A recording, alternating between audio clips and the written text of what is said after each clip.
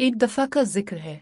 एक छोटे से गांव में एक लड़की रहती थी जिसका नाम आयशा था। आयशा बहुत मेहनती और समझदार थी। इससे एक खास शौक था, वो रोजाना अपने गांव के लोगों की मदद किया करती थी। एक दिन गांव में अजीब सा वाकया होने लगा। एक भूतिया मकड़ी आ गई जो सबको डराने लगी। लोग इसे देखकर इतने खौफजदा हो गए कि अपने घरों में कैद हो गए। आयशा ने सोचा कि इस मसले का कोई हल निकालना होगा। इसने अपने दोस्तों को बुलाया और सबने मिलकर एक मंसूबा बनाया।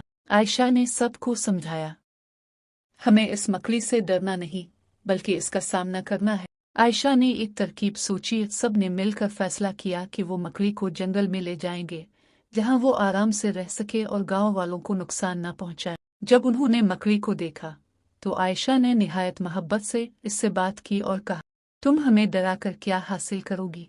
अगर तुम्हें जगह चाहिए तो हम तुम्हें जंगल तक छोड़ आते हैं।